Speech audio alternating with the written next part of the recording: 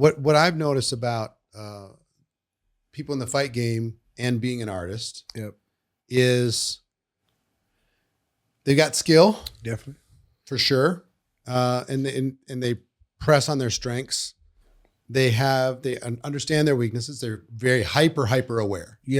Of both strengths and weaknesses. They're not lying to themselves at all about any piece. You can't in business and entrepreneurship. People lie to themselves all the time. In this fight game, you can't though, because you'll be easily exposed. Yeah, just wiped out. You can't. This game, that's why I love it so much, because you're gonna really find out the truth about yourself. Yeah.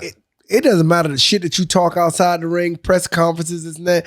When you get in that square circle and that bell rings and that guy's on the other side of you coming at you, throwing bullets, you're going to find out the truth about yourself very quickly. Welcome to the Excellence Project. My name is Eric Worre, and today I have the champ, the beast, Andre Berto in the house. You're going to love what you hear about the fight game, about the parallels and the lessons learned. There's literally 100 different parallels to entrepreneurial success inside of this conversation that you can pull in order to be able to maximize what you're doing in your business, to become an artist in whatever field that you choose to become an artist in. There's a lot of wisdom here. There's a lot of fun. There's great conversation. So with no further ado, let's jump into my conversation with the beast, Andre Berto. Andre Berto. We're here. Finally here, my man. How you doing? The beast. Yes, sir. Where did the beast come from? Man. Did you make it up, or did somebody call you a beast at some point? Yeah, I never made it up, man. I've always thought, certain like nicknames should just be given to you by the public. So some are ridiculously bad. Yeah. The beast is actually cool. Yeah, I think it's pretty accurate. Yeah, some of these. So did it just somebody called you that and it stuck at some point? When did it happen? Yeah, I think after like my 4th or 5th pro fight, I just kept hearing like, man, this kid's a beast. Like, this kid's a beast. This kid's a You're beast. like, I like that. Yeah. I'm like, yeah. Did you have any other nicknames ever growing up? Fighting nicknames? No. Coming up in the game? No, not actually. No, that was the one that kind of stuck with me. All right. Yeah, that was the one. I say yeah. Andre Berto. What's up, brother? 2-time Golden Glove champ. Yes, sir. 2004 Olympics. Yes, sir. 2-time former welterweight world champion, boxing, WBC, and IBF. Yes, sir. A lot of stuff happening in your story. We get connected on Instagram. I get a DM from my man here and says, hey, I want to connect. I thought it was like, some imposter, something wasn't real. Yeah. Like, nope. It's the champ. Yeah. So we connected. We've been talking ever since, hung out with each other a couple times. Thanks. I'm looking forward to getting into the story of your life. And I want to talk about your commitment to excellence, because the idea of this being the Excellence Project, right? I think success leaves clues. Of course. I think how a person lives, how they grow, how the decisions that they make, how they respond to adversity, all that stuff leads to excellence. In addition to commitment, ridiculous work ethic, obsession, all of these different things. I want to talk about all of it. I want to talk about your career. I want to talk about lessons learned. I want to talk about entrepreneurship. I want to talk about when your next fight's going to be. I want to talk about all these different things. So, let's talk about your origin story, where you came from. You came from Haiti, yeah? No, my parents are actually from Haiti. My parents are actually from Haiti. I was born in Miami. Okay. And raised in Central Florida, in the Polk County area in Central Florida. Okay, so your parents are Haitian. My parents are Haitian. What's that culture like? Haitian culture is it's pretty intense. I'll say. How would you define it, other than intense? I mean, of course. It's somewhat the poorest country of the Western Hemisphere. But it kind of gets, kind of mixed almost to a sense, because like I said, you're talking about a people that in 1804 they became the first Black republic, the first free, full black nation in the world. So they carry that with them as well. You know, so you got part of the identity. Exactly. So you have a group of very poor people, but they have this resilience about them that you can't really tell them. Proud culture. Proud culture. Very proud culture. Very strong culture. So the reason why I'm asking is I'm assuming that your mom and dad came over as proud people. For sure. And probably instilled in you and your siblings. That's it. A sense of pride, toughness, of course, grit, you know. And just us just being here. I mean, you know, our parents continue just letting us know that we had to work twice as hard, 5 times as hard for anything that we wanted to try to achieve or just try to get, period. Why? Just because of us, you know, just because of them being just Haitian immigrants, just being. Do you think it's being black, being Haitian, or is it like both? I think it's a little bit of both. A little bit of identity? Yeah. Be twice as good so they can't ignore you. You can't be. That kind of thing. Have to go. We didn't have a choice in our house. Really? We didn't have a choice in our house. Of course, my mom. So they're all about discipline? All about discipline. If you know, I mean, like anybody knows about the Haitian culture, just people within the culture. I mean, like discipline is, you know, like discipline and respect is huge in the household. And disrespect is not punished. tolerated. Well, yeah, not tolerated at all. Not tolerated. If somebody disrespects your family, it's over. There's going to be issues. And that's the way that we kind of grew up to a sense, like we're like our own tribe. And my dad just always used to just let us know, like, listen, man, it's us against everybody else. You know what I mean? Like this. It's kind of true for every family anyway. Yeah. But I like the fact that you're like, you know, we had you guys can fight amongst each other, but anybody takes a shot at the family, everybody comes together. Exactly. Anything outside this house, you know, we all got to band together and make sure we handle business. You know what I mean? So that's where we were raised. Our dad was like the general of the household. Everybody that knows his story real hard knows. You know, he was fighting in mixed martial arts over in Japan before the UFC came here. Really?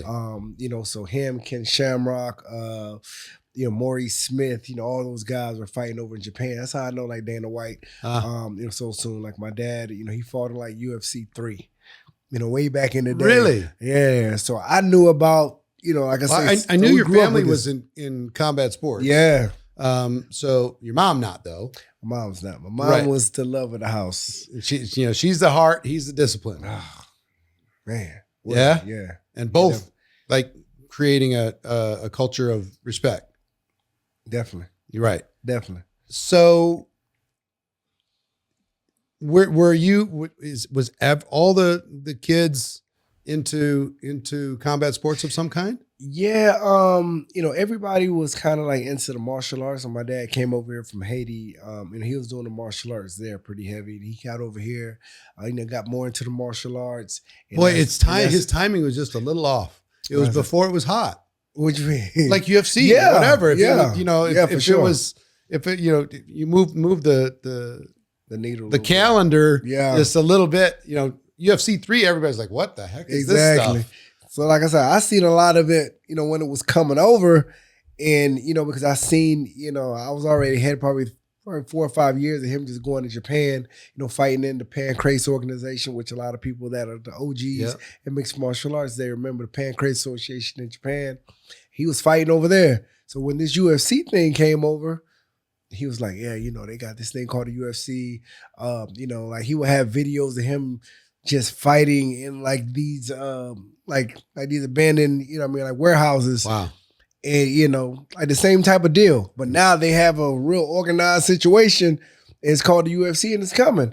I'm like, okay, what is this? So was he providing for the family by doing this? Oh, for sure, yeah. So it was paying enough. Yeah, for sure. Because people complain about fighter pay and all that stuff in the mixed martial arts world. Yeah. But it was enough to be able. Yeah, it was enough. But of course, my mom was working too. She was working a full-time job as well. She was she was a housekeeper at the time, and she was all day working. He will work and he'll go he'll go fight as well. So he was. I mean, our parents were nonstop. In school, you a good student? Yeah, I was pretty good. Were you? Yeah, I was pretty good. I was a very smart student, but I just like mischief. I just used to get into a lot of shit. I can see the gleam in your eye when you say that. There's this little gleam that I got in trouble a lot because I just had a lot of energy. I come from a household where it's everybody just, a lot of vibrato, a lot of manly energy in the house. You know what I mean? So when I was in school, I'm that guy. At a young age. But I said like school in general, I was pretty smart, very smart. Yeah, I think I was reasonably smart, but I was super rebellious. Still am. Yeah. Against any structured authority. Same thing. Whether it's speed limit or anything I'm supposed to be doing, like seatbelt on the airplane, all of it. Like nope, not interested. So that's the reason why I'm entrepreneur. So I don't have to have a boss. I'm kind of unemployable, right? Same way. Exactly same way. So. When did you get introduced to boxing? I got introduced to boxing, I believe at 6 years old. 6 years old? 6 years old. So why boxing and not mixed martial arts? Because I was a little chubbier growing up. And I was a little chubbier growing up. I want to see a chubby picture. Yeah. I was a little chubbier growing up. My brothers and cousins, they were throwing their legs up, kicking my dad. You know what I'm saying? But I didn't really have the flexibility like that. I had a little belly on me, but I knew how to fight. And, they'll show all the big fights in the house. I'm like, okay, I think that's what I want to do. I want to do that. And I was a little bit of a troubled kid. Coming into school, had a lot of energy, got in trouble with my teachers a lot. So my teachers used to tell my dad, like, listen, you got to take him somewhere. Do something for the energy. You got to do something to try to see what's going on with his energy. So with him being in the mixed martial arts, as you know, you have to practice a lot of different, like disciplines. Mm-hmm. He did kickboxing. He was doing karate. Mm-hmm. He would go to the boxing gym as well. Mm. So he just started taking me to the gym with him. And did you like it when you first went? I liked it. The first day I came in, they put me in there with a fat kid to spar just to see where I was at. And, at the time, man, I was a tough little kid, man. I mean, just growing up in our house. You're 6. Yeah, but I was a pit bull. But how tough can you be at 6? You're pretty tough. Because the discipline was heavy in the house. It was like, okay, you get in trouble. Yeah, you're getting a whooping, but then again, you're doing 500 push-ups and 500 squats before you go to school. Mm. That was standard. Really? So for me being 6, 7 years old, I was already kind of muscular. I was very tough in that sense. So I got this kid that hopping into the ring, a little bit of chubby kid. He was a Spanish guy. And I'm like, oh, I'm about to smash this kid in front of everybody. Like, what are y'all doing? And that first round, man, he just beat the hell out of me. He just, but it was he just had some skill. He just had the skill. I just didn't understand how that happened because I was stronger, I was faster. Yeah. I had a lot more. You're like, okay, there's something to this game. Yeah, I had a lot more aggression, but he was so relaxed and so calm and just moved out of the way of my punches and just hit me whenever he wanted to. And it just frustrated me. I had my nose bleeding. I was going crazy. And afterwards, I cried. I didn't know how it happened. Like, what is going on? I didn't know how it happened. But from that point on, I had to figure it out. So that quick little lesson was just like, okay, teach me. Yeah, no. Teach me so I'm on the other side of this I got to figure this out because I know I have all the other tools. I have all the athletics. I have all the ability of speed, power. If I have that. Yeah. If I have that, whatever that guy put on me, I'm going to be a problem. Yeah. You know what I'm saying? So that's how it started for me. And I'm like, okay, cool. I'm back here tomorrow. You got to show me that. So, because there can be people who have skills and don't have the passion. Of course. And then people who have passion don't have the skills. Of course. At some point, you can jump up and down. Yeah. You can be Tony Robbins all you want, jump up and down. Yeah. But eventually, you got to go do something. You have to. You got to do something. You got to have some competence. Yeah. If Mel Gibson in Braveheart, he's this great leader. If he got killed the first fight that he got into with the British, it would have been a short movie. It would have been a short movie. He had to be crafty, creative, all this other kind of stuff. Figure out how to get around your weaknesses. So you start at 6, and you kind of were you steady? Yeah, I was 6? pretty steady. Yeah, because as soon as I made the commitment, my dad see me and he seen my, I was very, determined on sticking in there. And like I said, we didn't really have too much of a choice because everybody in the house was doing something. We're doing something. Mm. So, I had to follow suit. And that's just what I chose. I'm like, okay, cool. I need to figure this out and I'm going to try to be the best. This is going to be my thing. This is going to be my thing. And I'm going to be a problem. Because I know if I figure this out. Did you get any fights in school? Yes, I did. And Yes, it was kind of tough. Were you skilled by then? No, it wasn't exactly skilled, but I fought probably every year in elementary school until I got to middle school. Yeah, I was yeah, I was a little Temper? bit-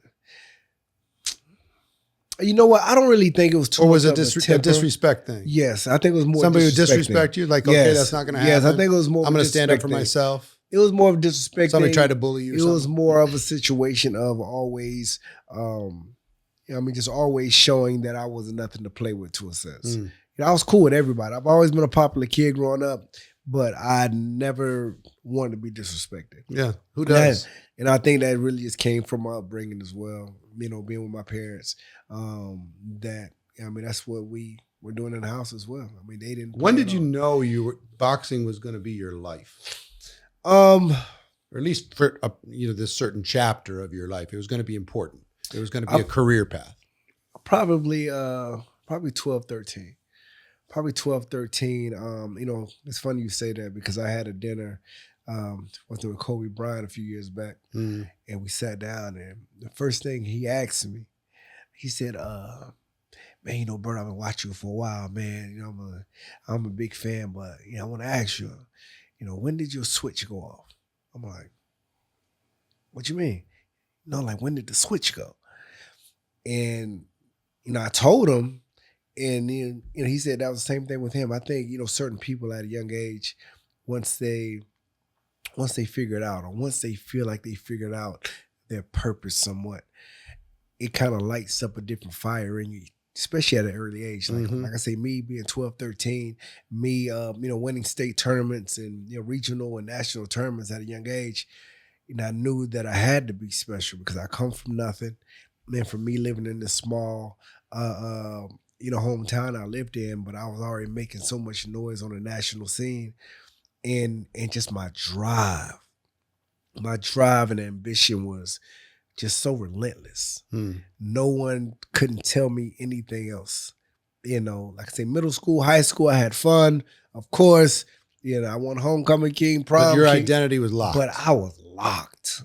I was locked early. When Kobe said the switch. Yeah, when he said switch, I knew the switch flipped. Yeah. I knew. Interesting. I've never heard it said that quite that way. Like, what is Mine didn't flip till I was 24. Okay. For real. And I'm like, okay, I found my thing. Yeah, this is and it. I'm going to take it all the way to the top. There you Nobody's go. going to stop me. Yeah. I'm going to get a little better every day. Yeah. I'm going to be like the Terminator. I won't be denied. And that's how it happens. Man. And my dad, of course, he continued to light that fire on me. He made sure that I trained. I was training like this when I was a young kid. Yeah. Okay, you want to box? Okay, we're getting up at 6 o'clock in the morning. We're gonna do some like sprints. a movie. It was crazy. I get off the bus at school and I'm running 3-4 miles to the gym in a hot ass sun. It was, but for me, it was normal to a sense because that's the type of household I grew up in. It was hard work in order to achieve whatever Especially you when wanted you to flip the achieve. switch. That's it. Like, okay. That's it. I'm This putting is in the this deal. work for a reason. Y'all gonna see it later. Let's talk about lessons of the sport. Yeah. And learning the sport. Yes. Okay. So one thing that I find fascinating is the discipline of the game. What are some of the lessons you've learned as far as the discipline of it? Because sure, there's the working out, there's the consistency, there's the mindset. But it seems to me that once somebody flips the switch, Yeah.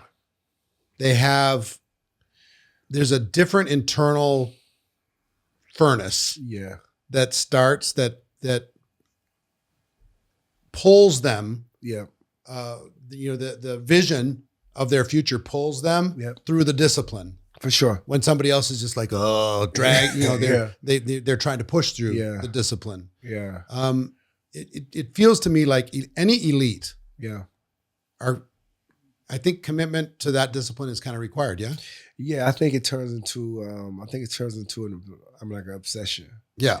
It turns into an obsession, and we don't mind going through the hurt and the pain of whatever it's going to take to get to our goal. Yeah. Pretty much. The pull is too strong. Yeah, the pull is too strong. It doesn't matter. It doesn't matter what we have to go through. But we know in our mind, in the back of our mind, that we're going to get a prize at the end of it. You're already going through the pain. Yeah. You might as well just go over here and get a prize for it. And that's the prize of just becoming Olympic champion or world boxing champion or whatever the case may be. Yeah, I think we're talking about excellence. Yeah. What does it take to be excellent? Correct. And I think obsession is one of the requirements. It has to And be. the world judges anybody who has that level of fanatical dedication to a goal. For sure. Even though anybody at elite level or anything great that's ever been built or any company that's ever been created required that. It required it. Did you ever take any heat over your level of obsession, or was it mostly rewarded, when you were growing up and you're in your formative years? I got a lot of heat for sure because a lot of people, my small hometown, they didn't understand it. They didn't understand it because they've never seen anybody, especially around our area, to possibly reach that point.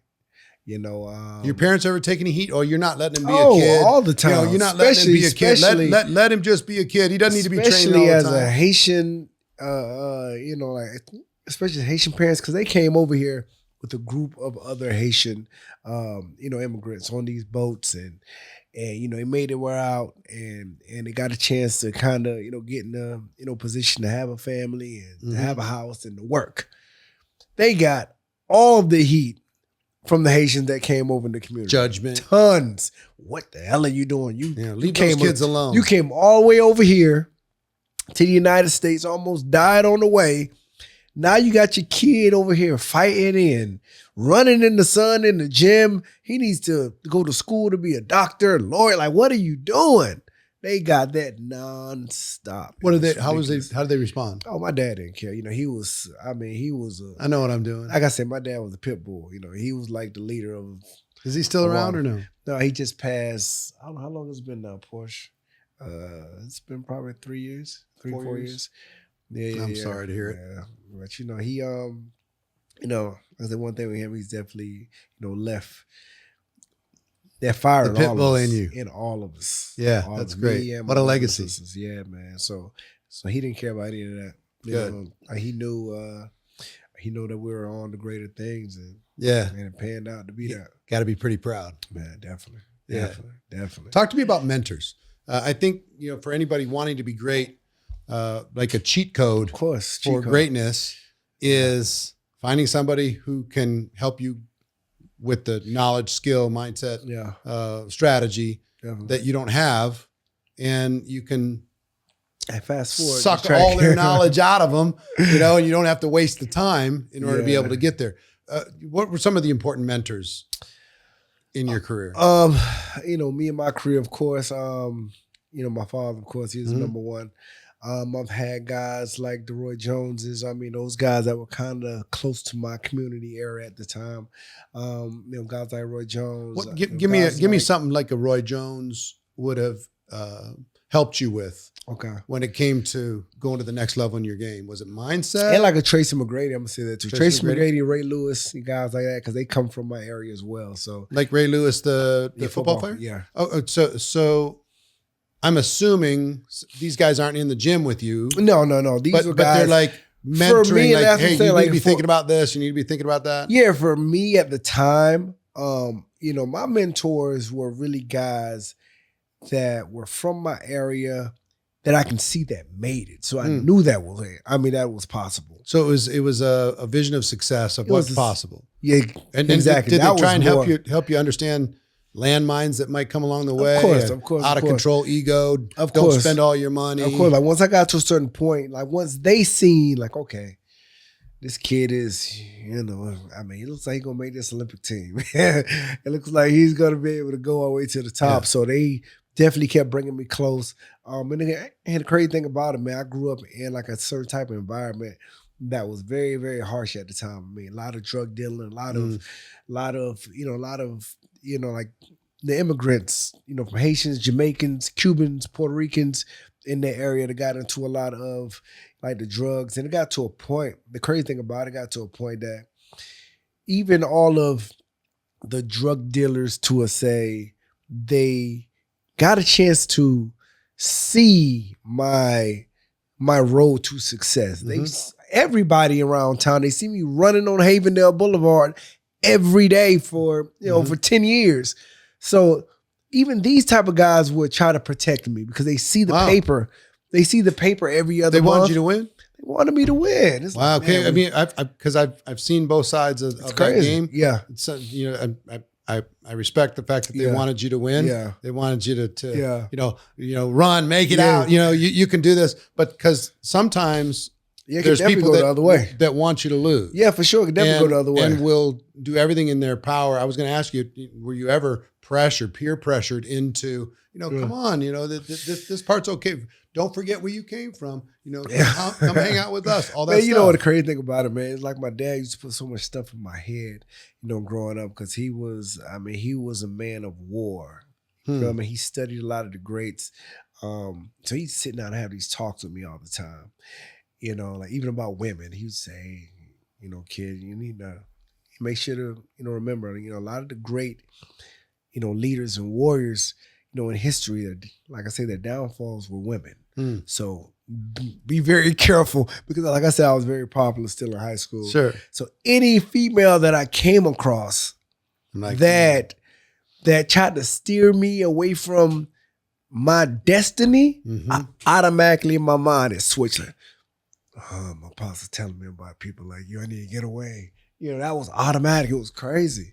It's like he just put. Here's the value, the gift your father gave you and your mother. It is the fact that they were in your head all the time. I thought the fact that they kept dropping all that stuff in your head because we're all programmed by our environment. Facts. And you have situations where, I grew up with this kid. His name was Albert Green.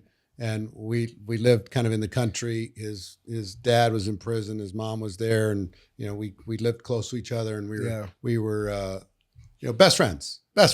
And we moved to Minneapolis. He moved to South Minneapolis, which is a rough area. Yeah. And I moved to the suburb, which is a lower class, but not a rough area. Yeah. And that the peer pressure got him. He ended up becoming the head of the what was it? One of the major gangs. Yeah. In Vice Lords. Okay. So he's head of that. And then south side of Chicago, he's head of the Vice Lords. Yeah. So I ended up, just literally environment. Yeah. I'm in kind of lower middle class, but safe. Yeah. He was in lower middle class, but entrepreneurialism in that world was getting involved with the gang, which he succumbed to, you know, and did 20 years in prison and all that stuff. And, we connected later on in life. But I'm just like, man, see it. Being so fortunate to not have been divided into those temptations and all that stuff. I've seen it. I've seen a lot of it coming up. But the gift you got was this in your head, nonstop. And I'll bet you your mom and dad, nonstop. I'll bet you anything. Your mom and dad had some conversations with the influential people in the neighborhood. Said, "You stay away from our kids. Probably. You don't mess with our kids. Probably. You leave them alone. We'll leave you alone. These kids are destined for something." Man, I'll bet you that happened. They used to drill it in us, and then he always used to make it a point. It doesn't matter if it were guys that were destined for the NFL, destined for the NBA. As soon as they went the other way and messed it up, he would bring the paper to me. Yep. Look what I tell you. So it was nonstop drilling, nonstop talking. That's one thing that I took from him that I know that, okay, with my kids, I think is extremely important that parents sit down and talk to them on a regular basis and let them understand life. Like, of course, teaching them these lessons, but being in a position to let them see it themselves. Because right now, social media is the one in their head. Oh, man, it's crazy. I mean, all day, screen time. Nonstop. Versus parents being in their head. Facts. What a great example. Facts, love it. Man. It's crazy. So back to the physical part of the game, workouts and nutrition. What does that look like? And you said you were chubby. Yeah. Once you started boxing, I bet you the chubby went away. Yeah. How long does it take away before the chubby was gone? Because I've been chubby my whole freaking life. Every minute of my existence since I came out of the womb, I came out chubby. Little chubby. Yeah, no, more than a little. I mean, I just, of course I had certain habits for a very long time. I mean, just me being able to start working out at a very young age, and my pops, having me on certain, regimens at the time. Yeah, I shredded up pretty fast, and of course, just getting into the amateur boxing circuit, you have to, meet certain, weight classes. So you had to cut this weight to be where it needs to be. But I didn't have the perfect diet structure. It was, okay, eat a little bit of this, eat a little bit of that. You try to keep it clean and then just work out more than you ate. That's it. Pretty much. And, I was very, like I said, just very talented. And I worked extremely hard. And it kind of just took me to a whole nother level. But as I continue to go, and of course, being in the program, like even within my first 10, maybe 15 fights, I was still kind of eating kind of whatever. I just took a little bit of this, go to McDonald's, get a little salad, and go over here a little. I didn't really know too much about nutrition, right? Until I feel like I really needed to. Until after my first loss, I really started to seek. Okay. So you got tight. That was a game. Part of the game you could tighten up. Yeah, that was a situation I tightened up. Before we get to the wins and losses, talk to me about making weight. Because as a fan, a casual fan, I would call myself, looking at this thing, it looks particularly brutal and kind of scientific, in how you're working out all these different ounces and pounds. And these guys are losing 15, 20 pounds, and they're gaining back 15 pounds in 24 hours. And is this necessary? It's necessary for what we try.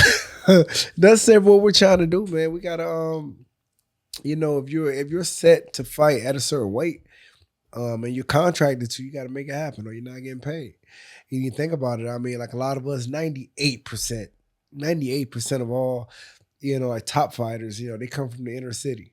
And that's one thing they know how to do. They know how to fight. So if you're putting a paycheck in front of us and saying, hey, you got to make this weight. Yeah. We're going to do whatever we need to do to make that weight. So how much, were you a person that kind of maintained a pretty close to the weight all the time? Or were you a person that kind of bulked up and did a big drop to have more muscle mass or whatever, did a big drop ahead of time? I'm always try to stay, considerably, say 10 to 15 pounds, from what's the most you dropped in a short period of time? The most I've dropped, probably 12 pounds in a few hours. In a few hours? Yeah. So how do you drop 12 pounds in a few hours? That's when I was younger. I had to go Can you teach me how to do this? So before I go to bed, it's not healthy. I drop 12 pounds? It's not healthy now, but I had to do it to make weight the next morning. All right. So I was at a national tournament. So how? What'd you do? We used to put the plastic suits on. We'll go running. We'll sit in saunas. You're sweating it out. Sweating it out. Put in, say I chew gum. We'll spit in cups. We can do it all. There's so many different things you can do. And then overnight. What do you mean chewing gum and spitting in cups? Yeah. That's the one thing that we used to always believe that can help us lose some, a few ounces and a few pounds. We'll go to the We're talking about 12 in how many hours? Man, it was probably 6-7 hours. 6-7 hours. Yeah. So you on a treadmill, sitting in a sauna? Treadmill, saunas, plastic suits. Plastic suits and spitting in cups and just don't drink any water? Gotta make it happen. No water. No water, nothing. No food, no water, nothing. Nothing goes in your body at all. Had to shrink it up. Shrink it all the way up. I think I was 13 too when I did that. 13? And you dropped 12 pounds in six hours. Is that the most you ever dropped in a short period of time? Yeah, I think so. Short period of time. I think so. Man. I mean, I've had situations where I 7, 8, so I do in probably 2 or 3 hours, something like that. One of the things I admire about elite level people, or a way that I would give somebody a compliment, is when I change how I think of them from elite to an artist. Yes. And at some point, you became an artist. Yes, man. Inside the boxing game, Definitely. Inside the fight game. When did you become an artist, and what was the difference between just being good or even being great, and then being an artist? Probably after, say, my 10th pro fight. Once you really get to a certain point, you start to see levels continue. You see them Things slow down. Things slow down, but you start seeing the separation of talent. Okay. To a sense, you can be talented, work hard, you can be strong, you can be fast, you can do this and do that. But as soon as you reach a certain level of competition, not too much of that stuff matters. It really is the skill set that separates. You see the separation. And is it a combination of skill set and mindset, or just of course it's skill set, mindset, but also just having the confidence. A little bit of strategy, like I have an edge on this guy. A lot of strategy. I see where his weakness is. It's a lot of strategy. A lot of strategy to a point that, okay, this guy is strong, but I'm gonna make that work against him. I'm gonna move him this way. I know he's very strong and aggressive. I'm gonna walk him around the ring to keep his feet moving, to keep him off balance. Then I'm gonna strike, and then I'm gonna do it. So you really start breaking down your opponent in a lot of different ways. If you're dealing with a puncher, you're gonna sit down and watch tape and find out different ways to try to dismantle him from his strengths. You know what I mean? Same thing. You find There's out a counter to everything.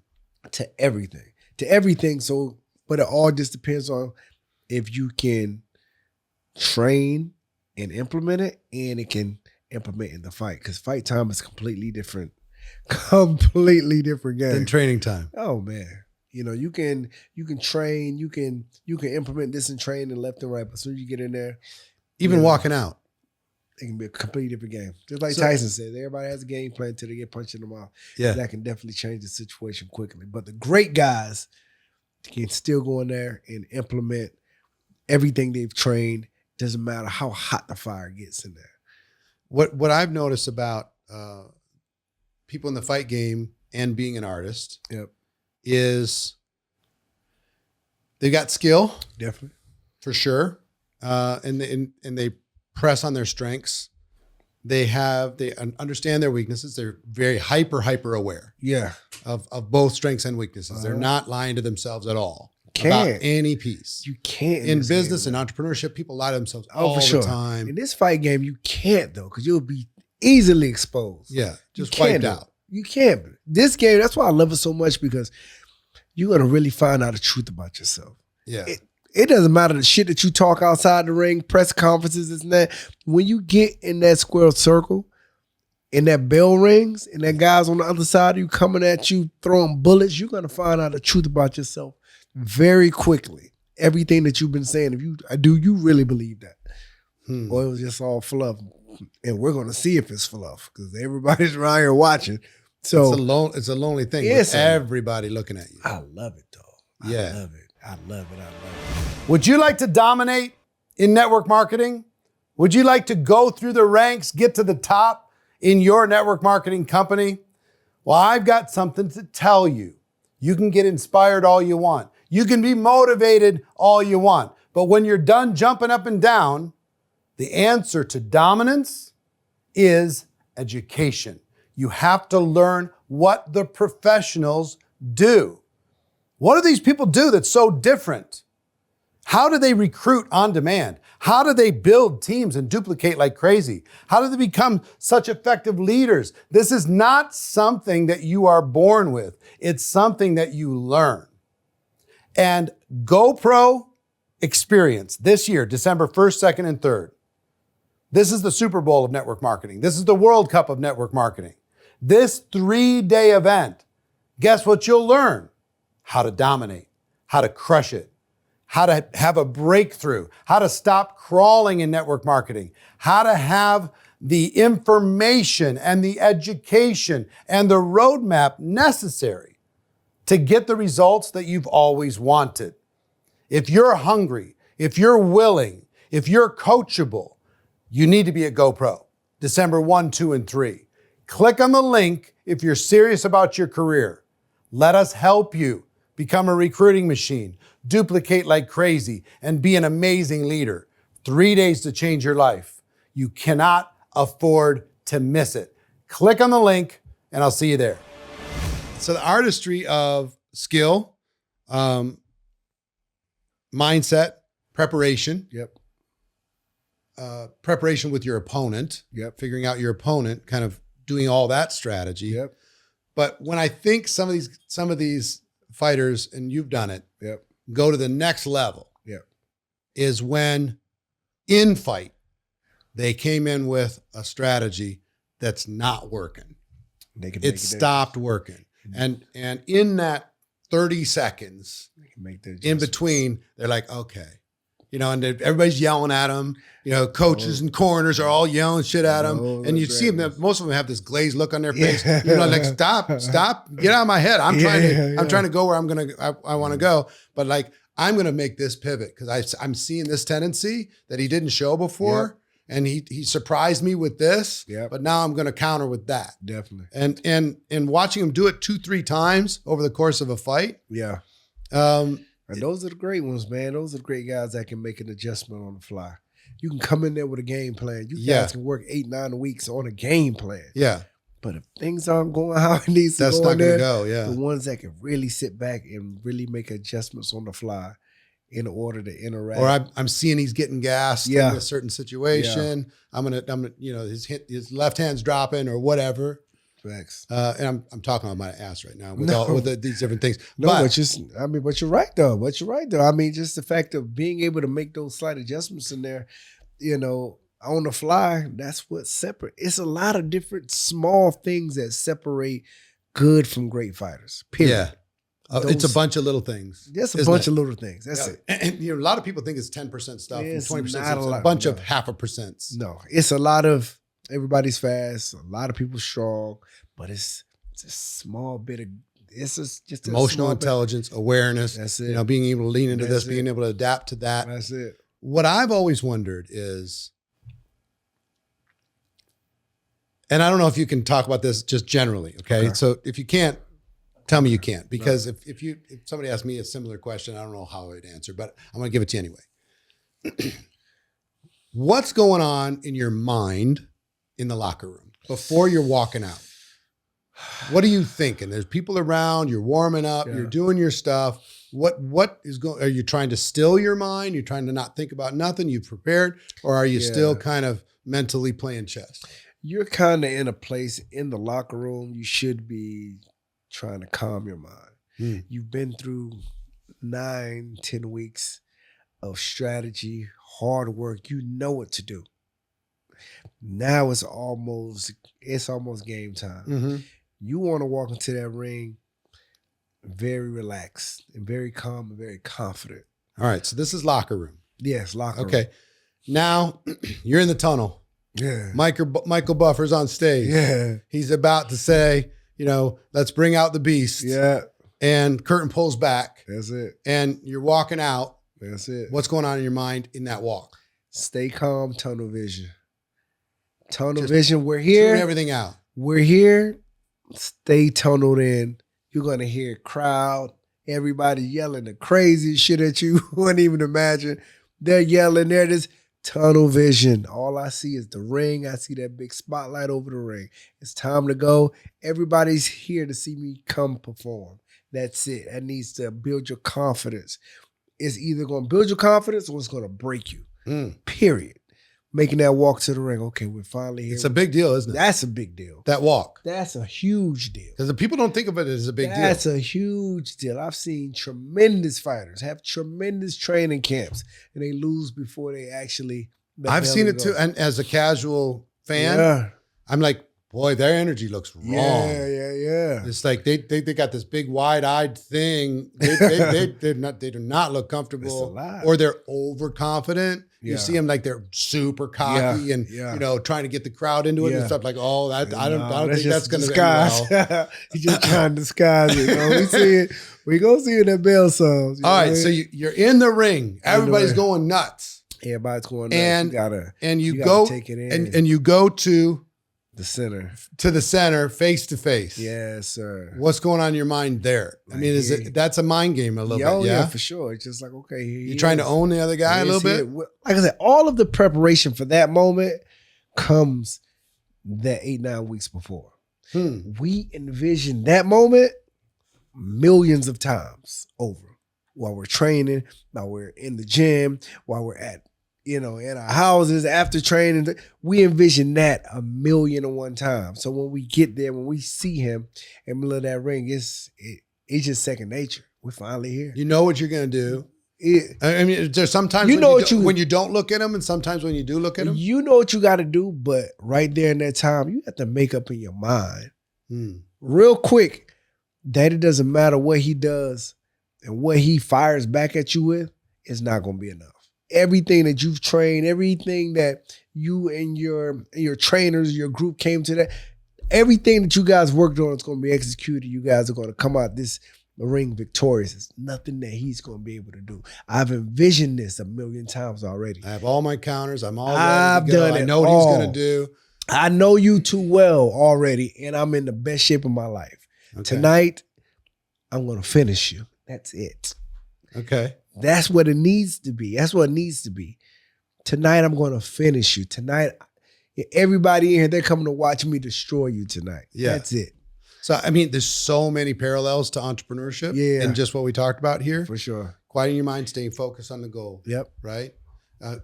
Getting rid of distractions, tunnel vision. Same thing. What is your destination? What are you here to accomplish? What are you gonna try and make happen? Yep. When you get to the moment. Yeah. Les Brown has this quote that says, "I'd rather be prepared for an opportunity and not have one than have an opportunity and not be prepared." Ooh. So good. Right? So that's about preparing for that moment and putting it in your mind, and the power of vision, visualization. For sure. I prepare for this moment. I'm ready for this moment. For sure. Right? And you can see the people that they have a flicker of doubt. Yeah. Somewhere between locker room, walkout, and face-to-face, square off, you can see it. Some of them like, man, I ain't ready for this. This is crazy. Yeah. You can, they've lost, like you say, they lost before the bell rang. Oh, for sure. Interesting. For sure. It's heavy. So, middle of the fight. Yes. You're either winning or you're behind. Yeah. What's going on in your mind? Because I've always wondered, because it's so fast. Yeah. Everything's so fast. You're doing all the stuff that you're doing in the round. Yeah. You're prepared with your cardio, all these different types of things. And you have 30 seconds or whatever it is in between a round to kind of compose yourself and try to think about how, like a pro football team will have 20 minutes and halftime. You got 30 seconds for sure after somebody just punched you in the face, or or you're gassed or this or that. Your fitness looked like you never really got gassed, but but what's going on in your mind kind of during the fight? Is it very analytical? Is it instinct? What's going on? It just depends on the situation, man. It just depends on the situation. I've been in the ring with guys, which I used to love, coming up in the game. I get in there with guys that are extremely confident, but midway fight time, after they take a few shots, after they see my speed, after they see my power, after they are able to see the relentlessness that I come with, after they see that none of their punches either are able to hit me or able to affect me, you can start seeing the face change quickly. Start seeing the face change from confidence. The reaction. From confidence to worry.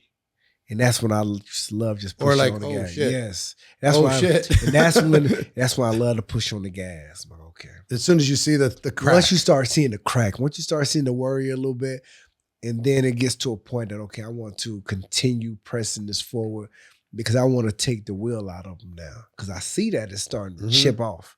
So let's start putting the gas on. And some people overdo that a little bit. Some people overdo that. But pressing forward is different than all out, go bananas. Yeah, you can just stay steady. But you can open yourself up if that happens, right? You can stay steady on somebody if you're able to see that. Like I say, or you got guys that shit, they're in there, man. You're gonna be in there for a long fight because he's in there. Because you're not seeing the crack. You're not seeing the crack. He's staying there just like you. He's staying there, still there with you. And every second for an entrepreneur, this is. And I want you to kind of visualize any obstacle between you and your goal. Yep, is like that opponent for sure. I'm going to destroy that obstacle. And you're looking for a crack, and sometimes there isn't one. You got to like, oh man, you got to, and it goes to either you got to keep chipping away, or you got to really start using the mental aspect. Okay, well, I need to go. I need to go hit him here. I need to go check over here. I need to go check over here. It's almost like you're gonna go like my old coach, Virgil used to say. It's like if somebody's trying to break into a house, you don't want to try to bang out the front door. You want to go check the back windows. You want to go check this area, go yeah. check that area. I'm gonna check the body. I'm gonna check. Exactly. So it goes into that. Instead of keep trying to press him to try to knock that wall down. Okay, cool. Let me lay back and let me look in a lot of these different areas. Let me touch that body. Let me move him over here. Let me do this. Let me crack this. Let me check this. Let me check this area. Let me check this and check this. Yeah. And, I'm looking for all the spots. Exactly. So it starts turning into certain areas where you see your opponent, like in different areas of weakness. Sure. Where you have to check those areas. Check those areas. You see him bite. You see him, you see him bite those areas. You fake here, you fake there. Exactly. Or sometimes they get a cut and like, okay, that's a crack. Cool. That's a small Let me go crack. after that crack. That's a small crack. See if I can open that up just a little bit. So it turns into a, extreme mental game, man. I mean, you can go in there with a lot of just force, but sometimes you're not going to be able to break that wall. This is all applicable to everything that I've done in my life in the entrepreneurial space, and what I think anybody that does something great does. I want to talk about, because I've achieved big goals, you've achieved big goals. For sure. You win a big fight. Yeah. Best feeling ever. Best feeling. How long does that best feeling last? Be honest. To be honest, that's crazy. Think about it. It only lasts. Probably have a good time that night, and then after that, for me, there's a little bit of heaviness, like just yeah, where it's just like, yeah. It's like, all right, we just finished the party. Now I'm back in my room. Yeah. And like, I'm champ now. Yeah, I guess I'm champ, but what else? Crazy. Yeah, because I think in entrepreneurship we go from peak to peak to peak. Similar to an athlete. Yeah, the crazy thing about that is like when you're in training camp, it's rough, it's tough. You kind of hate it sometimes. Mm-hmm. Go into the fight, you win, get all of that. You get all that love, and so when you sit back down the next day, like you missed that, you missed the camp, you missed the process. I know so everybody's so focused on destination. I think we glamorize two things in our society. We glamorize the start, and we glamorize the finish, the process, but we don't glamorize the stuff in between. Somebody's going to run a race. Hey, boom, start the thing. All right, you just finished, but in between, that's the real stuff, and that's the stuff you're really going to appreciate it when it's done. Well, and I think, and the differences with entrepreneurship is like instead of 12 rounds.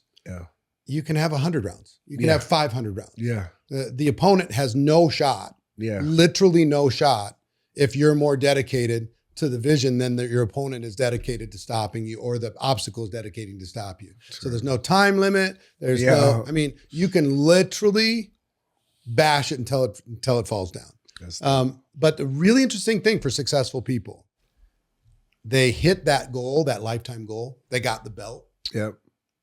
And then they just go, and some people, I found myself like in a little bit of a lost space for a little season until I found the next thing. And that's what I was going to say. Like, say like, for you guys on that top level, is it really just trying to reinvent yourself after you got that title? Mm-hmm.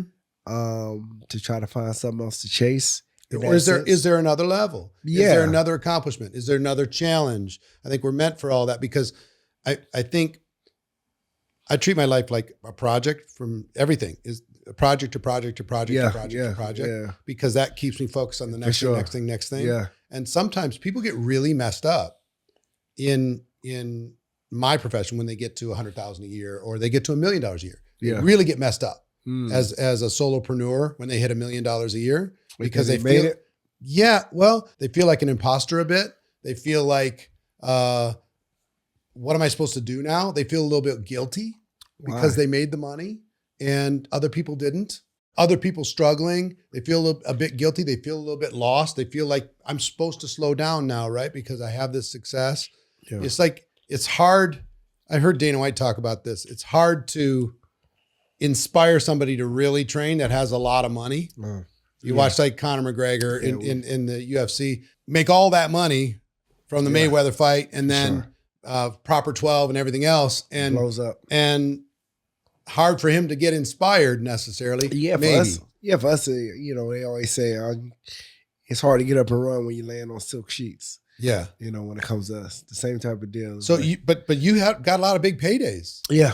You got a lot of big paydays. What drove you to the next thing? What separate? Because some people really, Yeah, like for me, I think just like you look at your life as, certain projects. I look at my life, almost like it's like in graduation stages. Yeah. I tell people all the time, like, listen, when it's almost like in high school, you're hanging out with all your guys and you graduate, then you go to college and everybody kind of spreads out. You don't know where everybody's at, blase, blase. So same thing with me when it comes to the boxing games. Like we were in the amateurs. We've reached the pinnacle of the amateur, program. Same type of deal. Same thing like high school. Everybody came to those amateur tournaments. Everybody came to the national tournaments, hanging out with all our friends. But then again, we got to the pinnacle up, went to the Olympics. Then it was time to graduate. Mm-hmm. A lot of things changed. We didn't see a lot of our friends that we hung out with, in the amateurs. A lot of them didn't really get signed, or a lot of their careers didn't go the way it needed to go. But it was time to graduate. And we went over to the pros, and same thing. Like, we've been able to take it to the pinnacle of this pro game too. Yep. And now it's almost time to graduate again. But a lot of people got their first payday and they just disappeared. Oh, for sure. They disappeared. Oh, for sure. They weren't able to kind of handle it.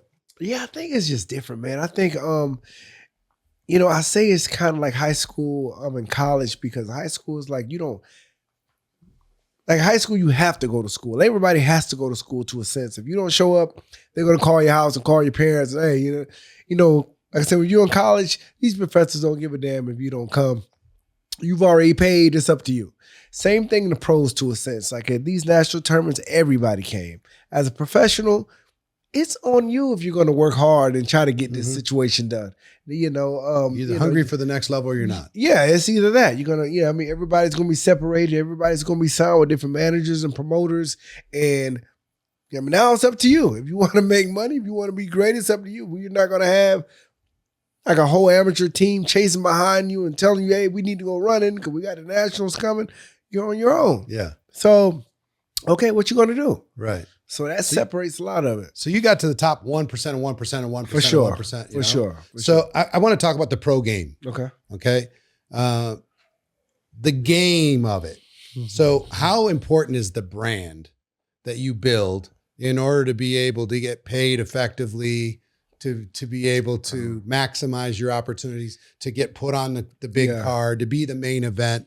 I think there's some people that are good fighters, but they're not charismatic. For sure. They don't have that gleam in their eye. They're kind of boring in their style or whatever. Your brand was great when you're in the game, and when you're going to get back in the game, it's going to be great too. Oh, it's going to be great. It's going to be great. So how important is brand, and how much do it's huge. The stars think about it? It's huge. I don't think they think about it enough. Especially right now in this era, it's so much easier to bring yourself to become, huge. Like I say, when I was coming up, it was, we had to really depend on the promoters to promote and do their thing. But now with social media, these kids can, like a guy like Ryan Garcia or Jake Paul, these guys can take it to a whole nother level, and that turns into dollars. I talk to these guys about it a lot now, all the time. And I still don't think it resonates yet, because they depend so much on their talent to carry them and to be recognized and to make that money. But they need to understand, the executives from Showtime and they're looking for something interesting. They need something. They need a hook. They need a hook, and at the same time, they need something that they can sell besides just that talent. Yeah. And I've seen the shift in the fight game now. Same thing with the music game now. In the music industry, it used to be, they're signing they used to sign just great talent. Now, if you come to the table with 1 million followers already, they don't need to do that much work. They're going to sign you for sure because you already have a following. Yeah. So I'm starting to see the same thing in the fight game too. But the interesting thing about brand is what are you known for? And when they think about you, like, remember Don King with the hair? If he shaved his head, he'd lose the brand. It'd be over. You know what I mean? So you think about the colors that you're wearing and some of the fighters now that are being a little bit flashy. One of the things that kind of defines brand is, are you good guy or bad guy? Yeah. In the fight game, I think that's mainly what it is. Good guy, bad guy? That's it. Am I going to be in your face? Am I going to be obnoxious? Am I going to be the antagonist? Yeah. Or am I going to just be like, nope, I'm going to be the Iceman. That's it. Bring your antagonism. Yeah. I'm going to take you down. Am I going to smile as I go along like a Sugar Ray Leonard or whatever? Am I going to be a showman that way, or a Muhammad Ali type of a thing? That's the thing. I don't think enough of them, really think about that to a sense. Really? Because it's today, in today's world, you build a brand, you build a following. You build a following, you monetize that following. Win or lose, you're going to find ways to make money. They're just so tunnel visioned on the skill that they don't think about. I think so. What their hair needs to be, what the colors need to be, Definitely what the style of conversation Definitely needs to be. not. I mean, like, for example, like I say, these guys that are fighting tonight, of course, it's going to be recorded. Yeah. But like I say, Spence and Crawford, these guys are just hard-nosed, hard workers with great talent. Mm-hmm. They're not extremely flashy. But if they were, they got paid more. They get paid more if they were. Flashy gets kind of rewarded. A little controversial gets kind of rewarded. It creates some money. It doesn't even need to be that crazy. But like, even at the press conference here, like the lead up, I know for sure that the management and the promotion team sat down and spoke to them like, listen, you guys need to do spice it up. Yeah, you guys need to spice it up. I need somebody to push somebody at the press conference. Because at the end of the day, these guys at networks, they're putting out a shitload of money. They need to try to make sure to see their return come back. Yeah. And it's that easy for talented guys to talk a little bit of shit. Everybody's gonna, I need to watch it. But I don't think that it resonated. I don't think it's really resonating on the boxing front yet. Yeah, you look at like a Tyson. His brand was just like, I'm going to tear your head off, and I don't care. Destroyer. Just an absolute destroyer. Yeah. You had some of the other guys that are more artful. Yeah. A guy like De La Hoya, he killed it. He was, of course, gold medalist. Yeah. Golden boy, the whole deal. Golden boy, pretty boy. Played it up. But he can fight his ass off too. Yeah. The whole heritage angle of things. And his mother passing, and she always wanted me to win a gold medal. I had to win a gold. So he had a whole story that came with him. Yeah, Thomas Hitman Hearns a little bit more cold-blooded. Yeah. Marvin Hagler a little bit more rough, cold-blooded, rough. Yes, it's like, I'm gonna mess you up. That's going against the artful guy, and it created. I think a lot of those guys had stories and had situations that they played off of. Now, for some reason, nowadays, I don't really see too much of the promotion really putting certain stories or certain like Tank's doing it a bit. Yeah, but I think Tank is doing it from his following that he had already. Like I said, like me knowing Tank, he already had a strong connection with a lot of the big entertainers in the game, like the Meek Mills and all those guys. And his story connects with the streets so heavy, they just attach to him. Yeah, because to be honest, but he's representing that brand. Yeah. I'm saying he represents consciously. That. Exactly, he's representing that brand. You know what I mean? Because that's where he comes from, and he's knocking guys out. Yeah. So these guys are proud to stand behind him. You know what I mean? So it's like, he's not a guy that's out here talking a lot. Sure. He's hardly talking. He's hardly posting. But at the same time, that only works for a few guys that they can really lay back. Look, I would just tell you, any elite person in any field that is not building their brand and leaning into it and letting the world know about it is leaving millions and millions and millions of dollars. Take a look at Mark Wahlberg and the 12 or whatever companies he has. Take a look at The Rock and what he did with WWE to acting to a $6 billion tequila company. Like Kevin Hart is doing Kevin Hart, Conor McGregor, all these different people. They're like, okay, I've got this thing over here to make me famous, but I'm gonna build a brand. And like Kevin Hart, part of his brand is hustle. Yeah. He got a vital hustle. He's just working all the time. He's hustle. The rest of you clowns. I'm going to do more before that's it. 9 a.m. than anybody else does.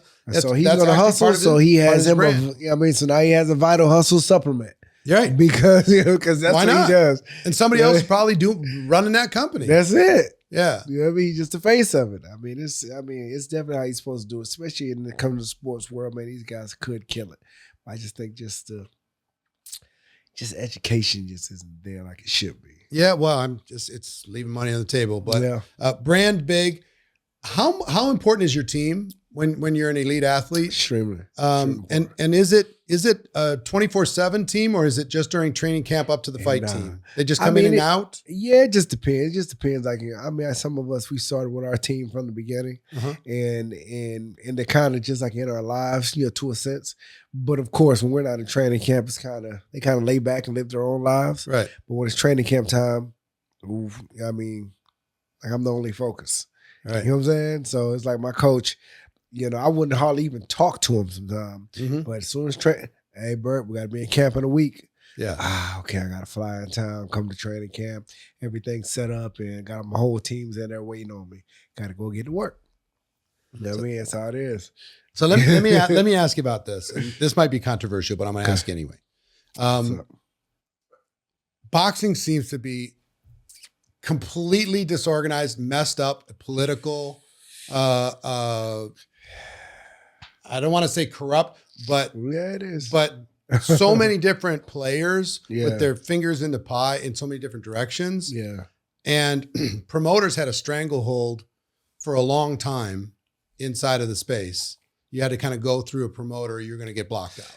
Yeah, it still is. Is it still, or are more of the people starting to take charge of their own promotion? No, boxing has always kind of been ran somewhat in like a mafia style. I didn't want to use the word, but I would just say it feels like a mafia. You got to kiss the right ring. You got to pay the right price, and people are being treated more fairly financially now. The old contracts were pretty rough. We're terrible. No, it's still somewhat. Because like I said, boxing doesn't have a union, and they don't want one. Yeah, no. There had plenty of people trying to get this thing started, but boxing doesn't have a union at all, man. So do you think it'll ever be unified, like one global boxing thing, and people are competing inside that thing, or there's just too much money having it divided up? I think. Of course, it's definitely a lot more money, being divided up, but I see what a guy like Al Heyman's doing with PBC, which. They're going to be fighting Saturday. He's putting together such a conglomerate and just a monopoly of top guys. And it's getting to a point that a lot of these other promoters, they can't hang, or their fighters are leaving because everybody's watching this show. Because they have all the top fighters. They're making the most money. So he's trying to consolidate. So I'm seeing this happening eventually. Things are going to start moving that way. Everything's going to start moving that way, which it's already have. It may take a little bit of time, but he may try to, probably try to create a union within that sense. But we'll see. We'll see. It's going to take some time. Can you say who would be in your promoter Hall of Fame? Of course, Don has to be in there just because Don, Bob Arum for sure. Those two are probably the biggest ever. And of course, Al Heyman now. Al Heyman's now. He's the Don of all Dons now. You got De La Hoya, Mayweather. De La Hoya's still been pretty good. I'll probably say those guys. But those big three? Yeah. Those are like the Mount Rushmore of of promoters? Yeah, Al Heyman,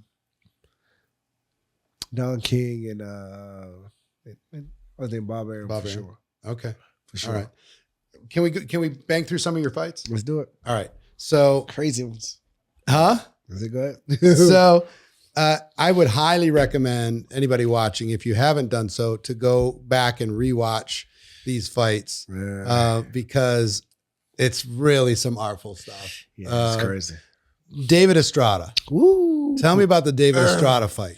David Estrada fight was probably I still tell people now that was my toughest fight. Yeah. I tell people like you ran into a wall. Yeah, exactly. You were cruising, and then you hit this impenetrable wall. You went, whoa, what the heck is going on? Exactly. That was one of those guys that I was a young stud on the scene. That was my first huge, show in front of the HBO guys. And I fought a guy that didn't want to whoop. Yeah. No, he came to fight. He was throwing everything back. What was the result of that fight? A 11th round knockout. Yeah. Yeah, after that. But you had to dig deep. I had to dig. Wow, I did not expect that. I'm hitting this guy and I'm taking this shit back hard. And I'm like, whoa. And that's the fight I really had to sit down and talk to myself in the corner. Like, okay, I need to try to do this. I need to try to do that. It was a whole different situation. But that was the first fight that me walking outside the ring, me going back in the dressing room, me seeing my face different.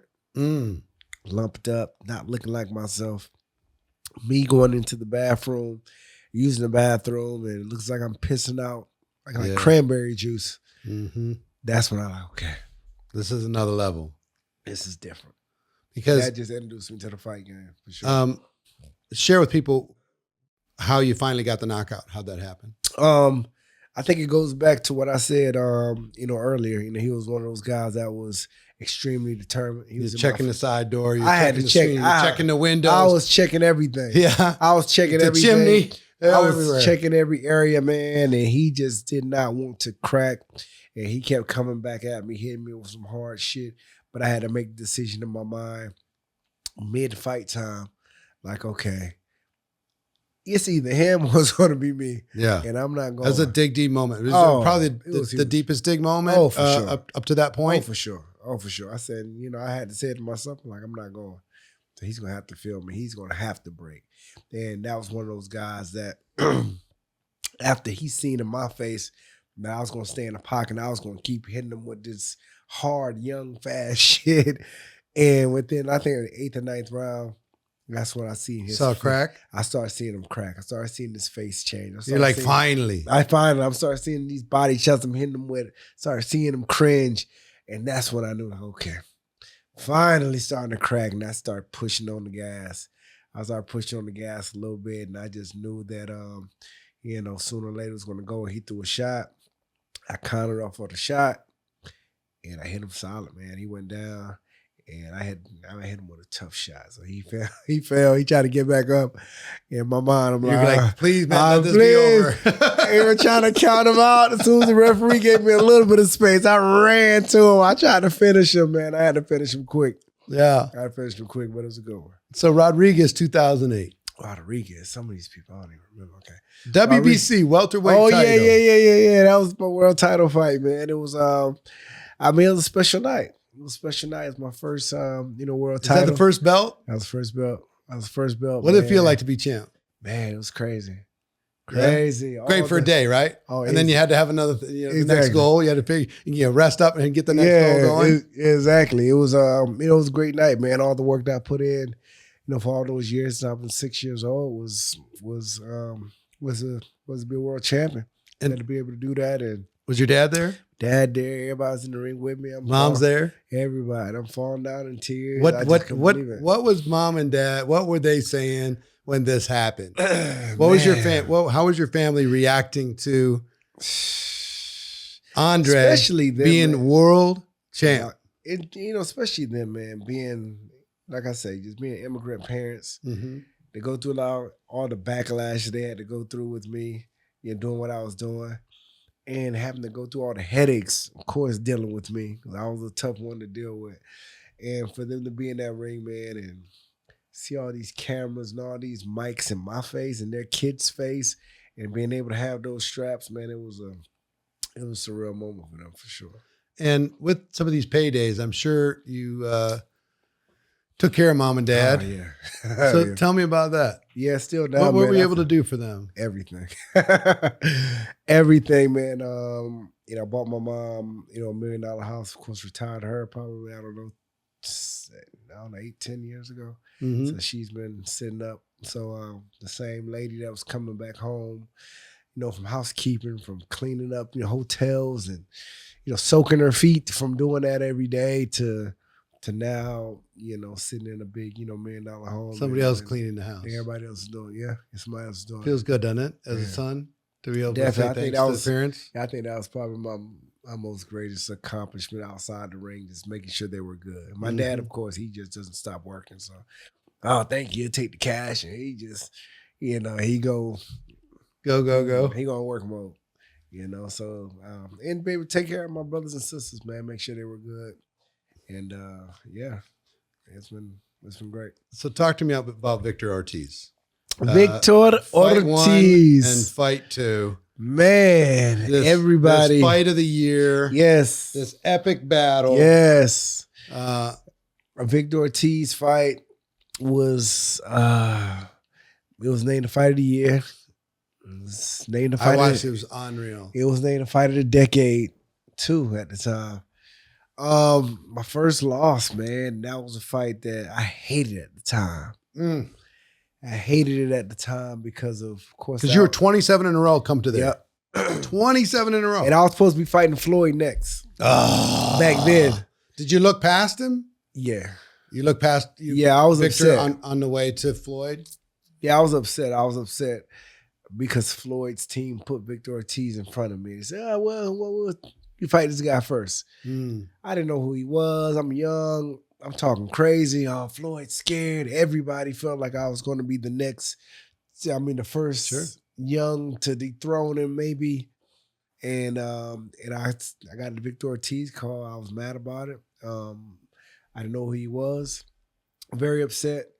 I probably came to training camp probably the last 5 weeks. Just enough to lose weight. Did you think part of the 27 in a row you felt disrespected in the process, and because of that it affected preparation a bit? No, I think the 27 in a row was me just trying to state my claim of just dominance, me being that first guy. I get it, but I'm just saying when they threw Ortiz in the way, your expectation was it was going to be Floyd. Yeah. It was kind of disrespectful in your mind, like hey, exactly, little kid, exactly. You go do this first, and then we'll let you know. Exactly, and it can piss you off a little bit. I was pissed off. I was mad about it. Didn't train like I was supposed to. And going into that fight, crazy thing about it, it's the first fight I walked in too nervous. So you knew that prep wasn't right. Before then, I'm just gonna. I got this. I just was always so. That was the first fight I walked in nervous because I know I wasn't ready like I was supposed to. And then the crazy thing about that fight, it was like in Connecticut or something. I'm walking to the ring. I see Floyd. He shows up at the fight. 50 Cent. I'm seeing all these different people coming up. They show up at at this fight that's way up in the woods in Connecticut. Like, what's going on? I walk into the ring. I see this guy, Victor Ortiz. He's hopping. He's jumping on the other side of the ring like he's just a wild dog, like ready to just try to kill me. I'm like, oh, shit. That's the first time that went through your mind. That's the first time that went through my mind. And it wasn't because he was better. No. It was because you let something get in the way of your prep. Yeah, it was a lot of ego, a little bit of ego, and you felt disrespected. Yep. And your reaction to that was not quite the same prep. Yeah, and it didn't all come dawn on you until you're right in that moment. For sure. And I just always thought, man, every time I get in the mix of these fights, that switch just goes I find on. a way. I find a way to get it done. Yeah. I find a way to get it done. Yeah. Too fast, too strong. I'm going to find a way to get it done. It's like Estrada. It might be the 11th round, but I'll find a way to get it done. I'll find a hole. I find a way to get it done. And that wasn't the case. He was on me. And it was a crazy fight, man. Of course, I knocked him down twice. He knocked me down. It was a back and forth action. And, it was, definitely one for the history books. But I was, crazy thing about that was... Well, it was an epic fight of the year, fight of the decade. Right. Without your full prep. For sure. If it was full prep, full total focus prep. I would have took him out of there. I would have took him out of there. So you walk out of there, your first loss. Yeah. What does that do to your head? The thing about it was with that fight, Were you mad? Were you mad Oh, for sure. at their team, Floyd's team? Were you mad at yourself? Were you mad at your team? You know, I'm the type of guy that really likes to take care of me. I take a lot of responsibility on myself because at the end of the day, it's me walking in there. But when it comes to that situation, up to that fight, I was a young guy that was very confident, and I wanted everybody to see me and wanted everybody to watch me. I wanted everybody to know who I was. You know what I mean? So I did everything that I could, either putting on these showcases of extremely impressive knockouts and being out on the scene while the celebrities were, and to let them know who I was. But in that moment, when that happened, I wanted to block myself out away from the world. I wanted don't talk to me. Don't call I wanted me. to hide away from the world. Don't say, hey, sorry, champ. Don't nothing. I felt like everybody in the world seen that fight. I still remember walking through the airport, my family around my head, my jacket over my head. I felt like everybody was looking at me. Everybody watched this fight, and I went back home. I locked myself in my house for like 3 weeks. I walked in the house. It was on SportsCenter. It was in the newspaper that was coming. And family members calling. Like in that time, in that space, the crazy thing about it is like I can see, at that time, I could really see how people really wanted to say like disappear or either. Yeah. Even just do something to themselves. Yeah. Just to stop just that I don't want to pain. think about this. You know what I mean? I just want to think about it. Yeah. And that was my first time really getting in that space. And it kind of, like I say, it lingered for a couple of years. Yeah. It's and every entrepreneur goes through this. They get and there's something very destructive about expectation. Yeah. Unless you can discipline your disappointment, unless you can figure out how to manage missed expectation. Yeah. Because when was the Mayweather fight supposed to happen? After this one? How soon? Man, that was probably right after that one. Like 6 months or in the next year. Let's say in the next whatever. Yeah. Pretty quick. Yeah. Right? So you're on this path. All of a sudden, stop. And it takes 5 years for you to get that rematch. Yeah. 5 years for you to get the rematch with Ortiz, That's not crazy. Mayweather. Yeah. 5 years. It's crazy. And you had to like recalibrate from expectation of I'm on this steady climb. Everything. And like entrepreneurs will have this and they'll be climb, and their bookkeeper embezzles all their, steals all their money, or somebody takes all their clients, or they get betrayed in some way, or and like this was not. I have to rebuild now. I have to rebuild it. I've got to get my head. I've got to rewire my head. All this stuff. Yeah, man. So, I commend you because a lot of people don't come back from that well. They don't. You take a look at like the Ronda Rousey. She was on that climb. She had that first loss, and she's not the same. At that point, what people don't realize, everybody that she beat prior to that could possibly go in there and beat her now after that. Yeah. Because that just shows you how strong of a mental game it was. Just bang, bang, bang, bang, bang. That's it. So 5 years. Talk to me about the rematch. Yeah. And like for me, from that point, it was just a real climbing up process, for me at that point. It was just really trying to find myself again, me trying to, Did you find this kind of a sense of, you need to have a strong ego. Yeah, but that was, man. But you got to find a sense of humility and say, you know what? Oh, man. This is what it is. I'm not going to talk, I'm not going to run my mouth. I had to tear it all down, man. I had to tear it all down, get everybody away from me. I had to really what was that like? Myself after that. It was different, but. Was that the toughest chapter ever? Yeah, I believe so. Yeah. That was tough. I believe that was the toughest chapter for me. But I've always come from a place where I didn't never want anything that I feel like I didn't deserve.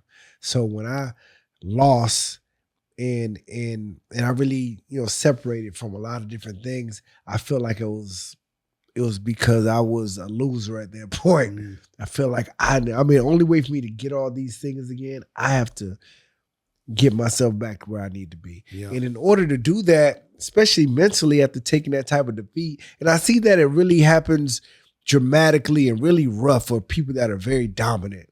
Man, once they take that loss, it affects them, extremely heavy. Yep. So that's why it took a nice little building block of time for me to really rebuild, get to where I needed to be. And the best way to do that is you have to just keep showing up. You have to. Even though that it may be scary, it may be, because that shit felt like a nightmare to me when it happened. Of course. You know what I mean? It consumes you, becomes your whole life story. It feels like a nightmare. So do you want to take that walk? Your identity. You know what I mean? So do you want to take that walk again back into that nightmare, and hopefully this shit doesn't happen again in front of everybody? Not like it's happening by ourselves, in front of everybody again. Yeah. So I had to continue going through that, man. It was a battle. And hey, over the years, I had to stronger. Change. Stronger. You got the glimmer in your eye again. Yeah. So all of that stuff. Yeah. So it was a different beast coming there to fight.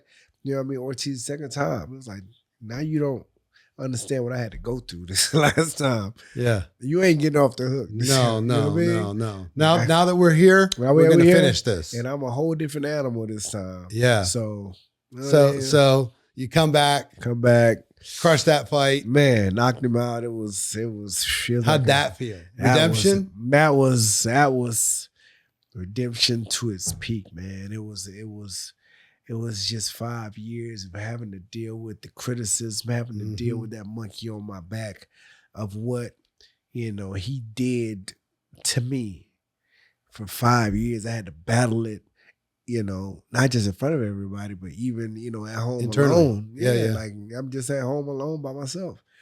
So entrepreneurially, I had the same thing happen 2001 to 2005. Yeah. Total business Armageddon. Everything that can go wrong went wrong. Betrayal, loss, catastrophe, disaster in every direction. I felt like I couldn't breathe. I literally, and night times were the worst. Yeah. Staring at the ceiling saying, you got to deal with yourself. Oh my gosh. And just get up and grind. And when you didn't feel like it, and finding a way to get a payday when you didn't feel like it, and rebuilding your confidence, when you didn't feel confident, all of that stuff. There's a lot that comes with it, man. Trying to play the top. So you finally get your shot with Mayweather. Yes, sir. Which is, look, man, 2-time world champ. Yep. Fighting on the biggest stages of the world. Yep. And I watched that Mayweather fight. And that fight was for real. Yes. That was a good fight. Facts. As far as how you handled it. Yeah. I mean, there were times in that fight I could see in his eyes because I didn't expect this. Oh yeah, he told me in the ring. Really? So tell me what this whole experience was like. Yeah. Because people have different opinions, of course, about him, but I will tell you, as a complete amateur, as a defensive fighter, and a tactician, and his cardio capacity, and his mental part of that game, he's an artist in my opinion. Yeah, for sure. So you're in the ring with an artist and a legend, an undefeated guy, and you got the dog in you, for sure, kind of coming in. I have to deal with the mind games he's playing, all that stuff. So what's going on? What would be interesting for somebody that maybe they didn't know or what was going on inside of that thing? Floyd is he's been doing it so long, and he's an extreme savant, of course, in the ring. But another thing is, I've known Floyd for a very long time, since I've been 16 years old. I mean, he wanted to sign me, when I turned pro type situation. So I've known him for a long time, and I understood the circus that comes with him. I've been watching him for so long, so I already knew all of his punching patterns. So really, like during training camp, it was really just me preparing mentally for the circus that came, with him. Mm-hmm. To be honest, of course, everything else, all the skills, blase, of course, we had that on, on lock, because I knew his punching patterns, watched him for 100 years. So just preparing for that, was tremendous. And of course, going into that, I've already had my mind locked on what it's going to be. And like I said, I had like a real personal relationship with Floyd. Like I know you. Yeah. So I didn't look at him in a different type of way that a lot of other guys would look at him when you're going into the ring. Oh my God, this is Floyd Mayweather. Yeah. No, I know you. Like we're peers. Like I said, we hung out we've hung out in the club. We've kicked it. We did it. You know what I'm saying? I know you for real. I know you're not some monster. I know I can probably beat you up on the street. You know what I'm saying? Like, so I know you. Take some of these rules out. Exactly. Yeah. Like I know you for real. Yeah. So I didn't look at it that way. It was mainly like I say, us getting in there, and he kept grabbing me. And I remember he was saying like, "Damn," you really came to try to knock me out? Huh? Oh, you really came to try to? Because like, you really did. Right. I'm like, damn right. He had to pull out his whole bag of tricks. That's what I'm saying. Because like I said, just going into the fight, man, you're already up against so many different things. You know, they pretty much let you know off rip, like, listen, we're giving you opportunity to possibly make history and make a lot of money. But, you know, this is our referees, these are our judges, these are this, these are. So you're going in with so much, behind you. Disadvantage. Like, exactly. Sure. So you're really just trying to catch up. So you're trying to just get it, man. And it has to be real obvious. Yeah, because because I see a lot of other people that don't really know the game. You know, they'll sit up in there, man, I didn't think the fight was like that. That's great. Look like you were right on him all night. You look like you were beating him up like he. I'm like, yeah, but you don't know the fight game so much. So, so like I said, you're coming in there with such a disadvantage. You really have to make something dramatic happen for it to change. But you're going the distance with that. You know, you're going through that stuff, not getting knocked out. You know, he knocked out a lot of amazing guys. Some great fighters for sure. Sometimes he didn't fight all of them in their time. He still fought the name eventually. Crossed the name off. Exactly. You know, when the time was right. Oh, are they not training? All right, bring him in. Bring him in. He looks tired. Like the Pacquiao. Like, come on, bro. Now you're gonna do the Pacquiao thing. I want to tell you, but I want to pivot just for a second, then we'll wrap up. I admire you as an artist. I admire you as an elite athlete. Definitely. I admire you as a strategist. I admire you as understanding the game. Sure. It's always fascinating to me how elite people think, whether it's entrepreneurship or running companies or what you're doing now. Definitely. You built a brand, you built a following. Definitely. And I'm hoping that the fight game's not over. Okay? Yes. Are you telling me? Can you give me some hope that there might be some marquee fight? Because I watch you train. Yeah, I'm watching you. You look like you're in beast mode. Facts. In your gym doing all that stuff. If the right situation comes up, is there another big fight? Yeah, we're talking. There's two different kinds of things, right? There's the nostalgia fight for sure. Or the novelty fight with the YouTuber and stuff like that. Yeah. Or there's, no, I'm just gonna come do this thing. It might be a different weight class, whatever, but I'm gonna do this thing. Is there a circumstance where you could come back and tap in a little bit? Yeah. Yeah. I mean, I believe so, man. I think I've taken about 4 or 5 years off now. But as you can see, I'm still. You're in great shape, but time's merciless. Active. Yeah, for sure. I'm still crazy active, man. But I've been getting a lot of calls from the networks and a lot because of the brand, because of the skills, because of the brand, the history, because of the brand as well.